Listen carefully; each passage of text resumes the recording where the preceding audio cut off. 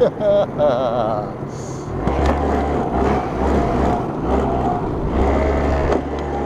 он даже на заднем ездит. Бедная и нормальная смесь на двухтактном двигателе. Как она звучит? Очень часто про это говорят, но очень редко показывают. Сегодня именно об этом. Друзья, привет! Меня зовут Денис Иванов, вы на канале Дэн Тюнинг. Именно у этого мотороллера есть проблема с карбюратором, что-то пошло не так. Сейчас можно очень хорошо увидеть разницу между бедной и нормальной смесью. Первым делом я покажу вам, как он работает и как выглядит его неисправность. Потом я буду искать причину. Причин может быть несколько. Это может быть и подсос воздуха через сальники. Это может быть проблема с переходником, который стоит между лепестком, клапаном и карбюратором. Очень часто на бэушной технике резина трескается и появляются отверстия, через которые начинается подсос воздуха. На примере этого мотора я покажу вам, как звучит бедная и нормальная смесь. Именно так, как она должна быть в идеале. Так, попробуем его запустить. У нас есть подсос. Здесь он ручной. И есть электростартер.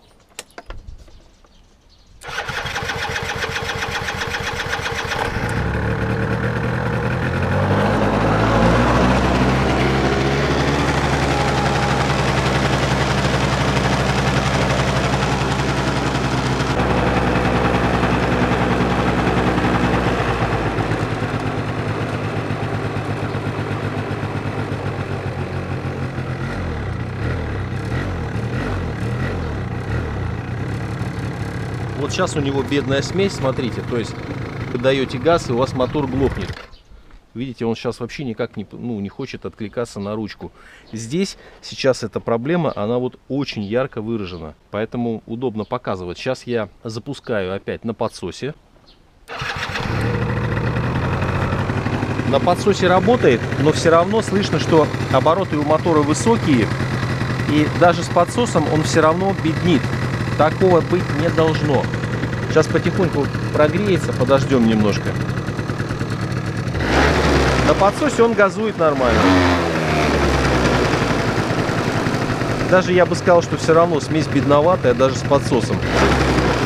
Почему? Потому что мотор медленно сбрасывает обороты, и холостой ход у него такой немного завышенный получается.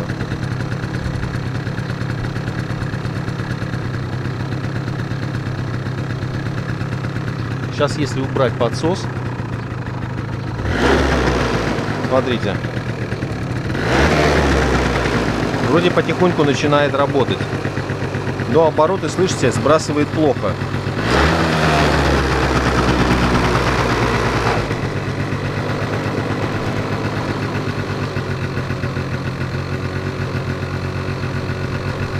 Слышите, как мотор работает? Такой прям растянутый звук у него. Сейчас, когда я достаю подсос, смотрите.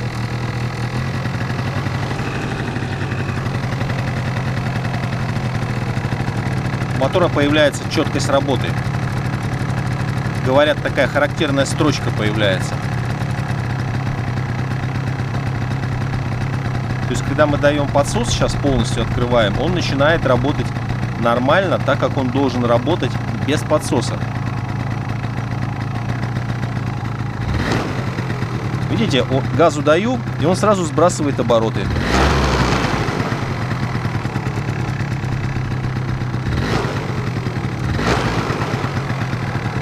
Резко, видите, то есть вот это вот сейчас на подсосе у нас получается показывает правильную работу, как мотор должен в идеале работать правильно настроенный. Правильная работа двухтактного двигателя. Мы даем газу, и обороты резко опускаются, и мотор четко работает на холостом ходу.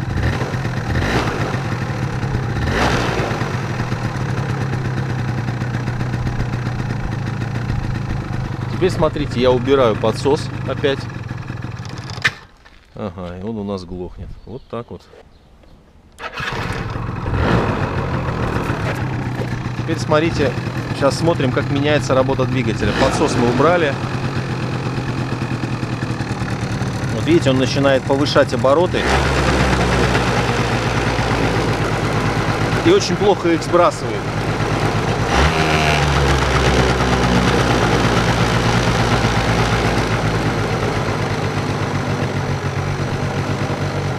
хочет, видите? Такой прям подвисающие обороты. Они высокие и такие как будто смазанные. То есть нет четкости работы двигателя. Вот видите, они увеличиваются.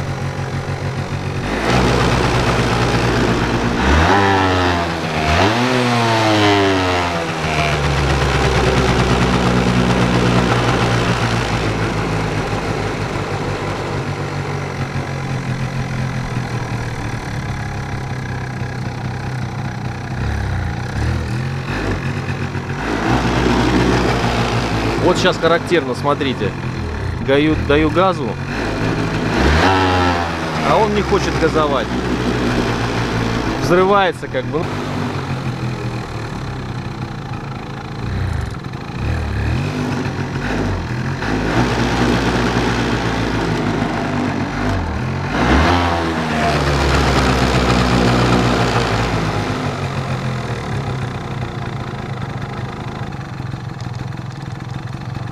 Сейчас предстоит разобраться, в чем проблема, почему это происходит, почему он так работает.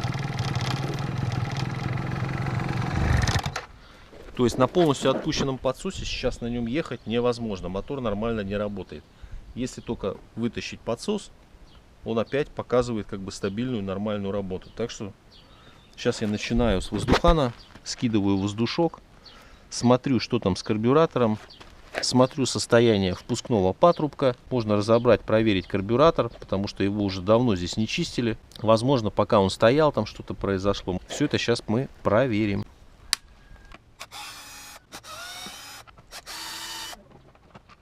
Видим, что здесь все чисто. Это у нас внутренняя сторона. Отсюда уже чистый воздух у нас идет в карбюратор. Здесь все чисто. Снимаем аккуратно элемент и смотрим, что у нас здесь. Вот здесь у нас уже видно, что фильтр грязный, но еще не сильно. Катались на нем очень мало, то есть вот вся грязь. Ну, можно будет его помыть, обслужить. Сейчас я сниму корпус, чтобы подлезть к карбюратору.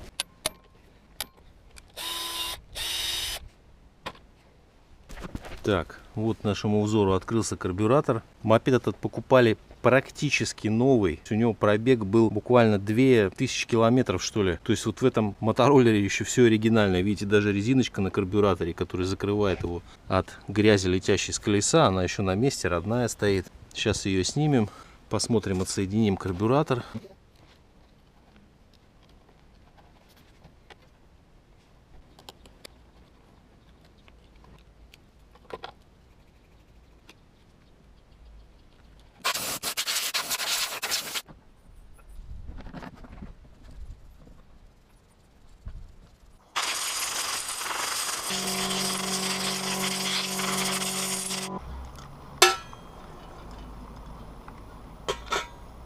Ну, карбюратор, можно сказать, в идеале.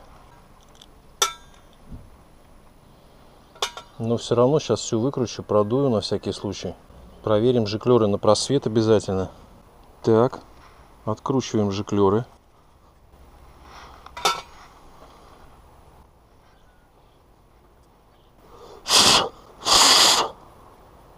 Жиклер светится чистый. Так что, скорее всего, проблема не в карбюраторе. Сейчас я его продую, конечно, весь. Сейчас еще вытащу эмульсионную трубку.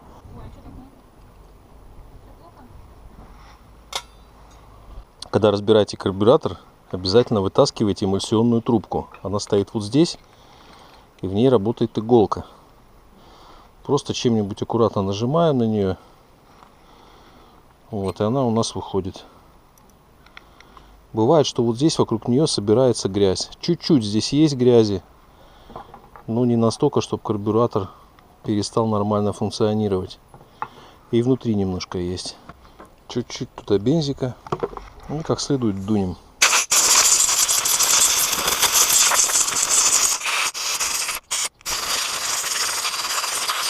Отлично. Так, продуем жиклер. Жиклер у нас чистый. Холостого хода. Все окей. Главный жиклер тоже чистый. Все хорошо. Иголочка у нас чистенькая. резинка целая, все, можно сказать, что в идеале. Все, собираем карбюратор, ищем проблему дальше в чем. Обязательно проверяем эмульсионную трубочку, чтобы все отверстия у нее были чистые, потому что вот от этих отверстий, от уровня топлива как раз и зависит нормальное смесеобразование. Ну, здесь все отлично. Собираем обратной последовательности эмульсионную трубку, чуть-чуть ее утапливаем, вкручиваем главный жиклер, вкручиваем жиклер холостого хода. Сильно затягивать их не надо, иначе можно потом не открутить. Так слегка просто притянуть. Все, ставим на место наш поплавок. Кстати, обратите внимание, что поплавок здесь полностью пластиковый. Уровень топлива в поплавковой камере выставлен уже с завода. То есть здесь его подрегулировать, поиграть им не получится. Ну, настолько четко все делается с завода, что никакие регулировки потом в процессе не требуются. Крутяк. Так, аккуратно ставим на место и притягиваем штатным винтиком. Сразу проверяем, как дуется и как работает иголка. Отлично, смотрите.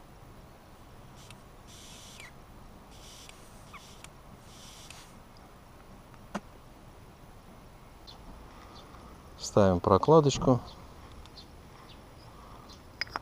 Ставим крышку. И прикручиваем болты. О, огонь. Вставляем сюда винт. На многих карбюраторах японских здесь еще стоит шайба и резиновое колечко уплотнительное. Но здесь ничего этого не обнаружил. Ну, скорее всего, наверное, это нормально, потому что в карбюратор сюда никто не лазил и вряд ли что-то где-то здесь потерялось. Так, винт качества закручиваем до упора и откручиваем где-то на 1-1,5 оборота. Ну, так примерно. Потом уже будем крутить его непосредственно на моторе. Так, я решил сразу снять отсюда крышку вентилятора, снять кожух с цилиндра, потому что не видно саму манифольду. Так, снимаем кожух, посмотрим, что там под ним. Может, кстати, заодно и помыть даже можно, потому что там очень сильно запыляется, вентилятор сосет всю дорожную пыль. Ага, надо снять колпачок со свечи и вытаскиваем его. Ага, отлично. Так, вроде ничего не видать, но видно, что вот здесь вот сухо, например, а тут сверху какая-то такая влажная грязька. И вот здесь вот тоже на цилиндре грязь. Так, головка вся нормально, сухенькая, цилиндр сухой, ржавенький. Еще вот тут все подозрительно пыльно-влажное. Полностью все вот там вокруг зажигания. Вроде насос, здесь трубки выходят, они все сухие. Вот здесь, возможно, что-то подтекает и таким образом дает такой эффект. Может быть, еще и подсос воздуха через сальник. Но это сейчас определить трудно. Надо заводить двигатель и пытаться брызгать сюда. Но сейчас посмотрим. Если здесь проблемы нет в патрубке, то придется лезть сюда. Так, хочу я попробовать все-таки его сейчас запустить в открытом состоянии и внимательно посмотреть, что у него, какая реакция будет. Можно будет пробрызгать, просто завести и пробрызгать сразу все. Так, по идее, так правильно будет. Не разбирать все в подряд, а взять его, запустить и пробрызгать везде все места.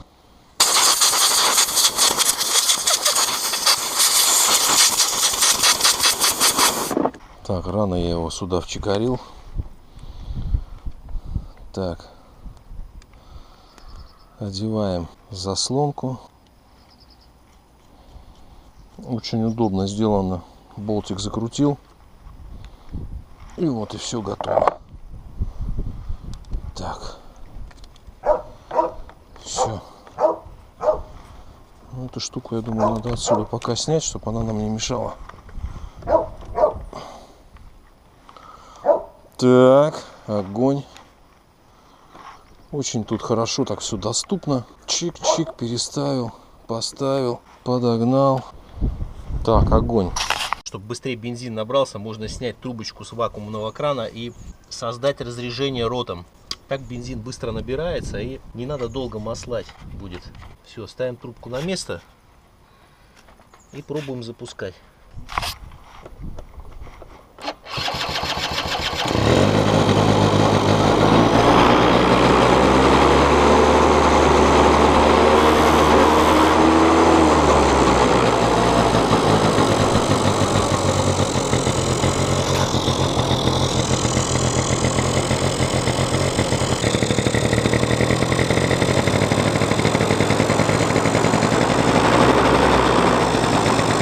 Так. Что-то как будто даже он по-другому стал работать.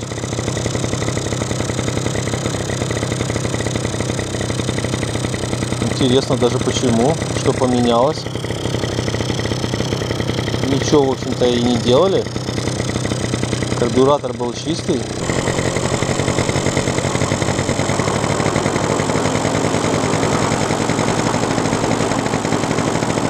Сейчас наоборот получается, я подсос достал, и увеличиваются обороты, ну как бы больше топлива подается. Естественно, он на подсосе должен так увеличивать обороты.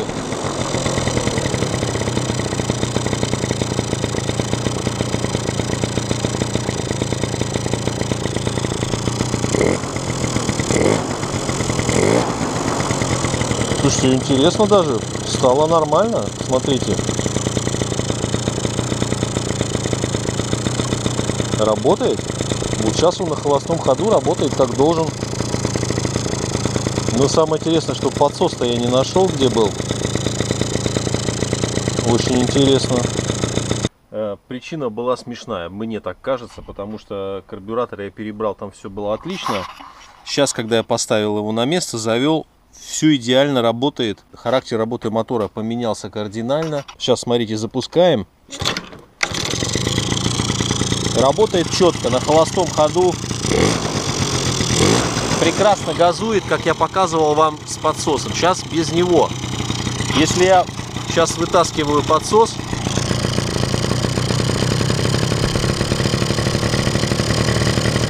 мотор начинает немножко прибавлять обороты. В принципе, как он и должен делать на прогреве. Вот. А на холостом работает нормально. Провалов нет. Единственное объяснение, которое я для себя логическое вывел, я выкручивал винт качества и закрутил его обратно, открутил там где-то на 1,5 оборота. Возможно, этот винт во время работы открутился. То есть, смотрите, если я его выкручиваю,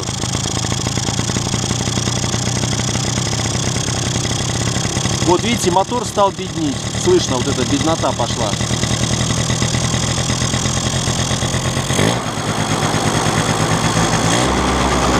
Вот те признаки, которые у нас и были. Когда я начинаю винт закручивать,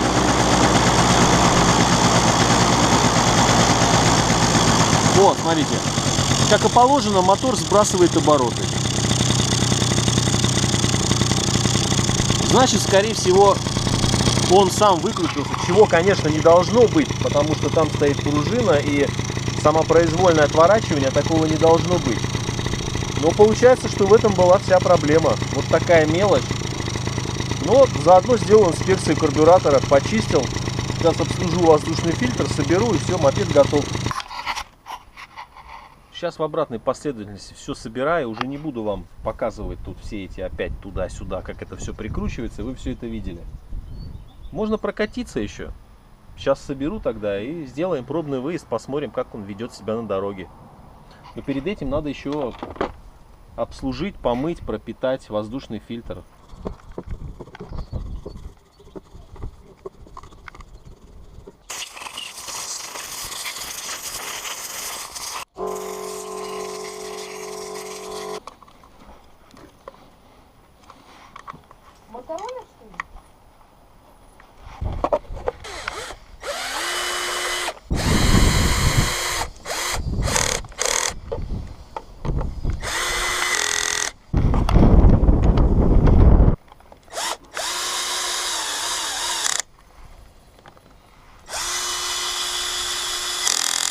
Кстати, фильтр от бензина разбухает. Можно повесить его на солнце, на ветерок, чтобы испарился бензин, и он станет на свое место, станет меньше.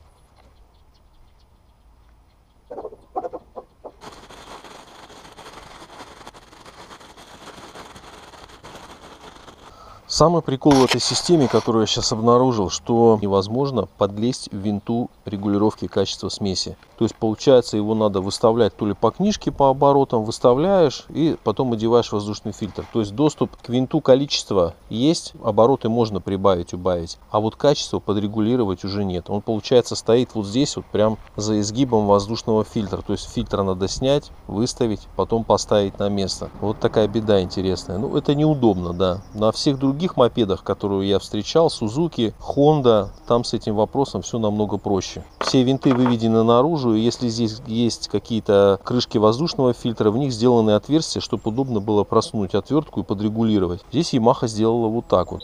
Надо тут все вставить на место, чтобы все везде встало ровненько, без перекосов, чтобы не было такой ситуации, как с этим, с Геркулесом. Фильтр есть, но в свое место он не попал и порвался, и полная ерунда получается. Ну вот так вот все.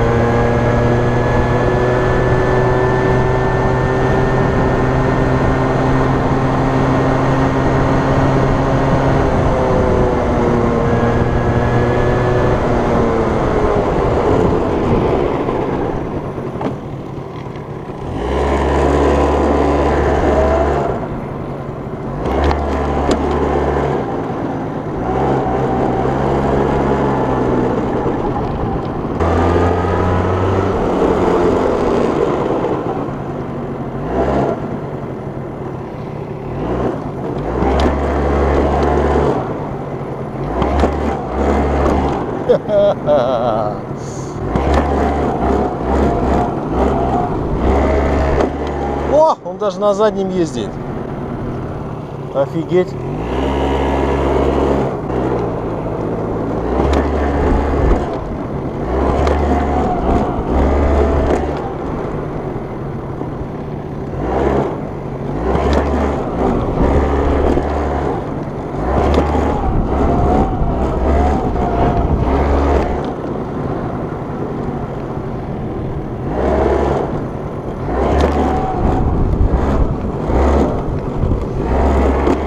Опа!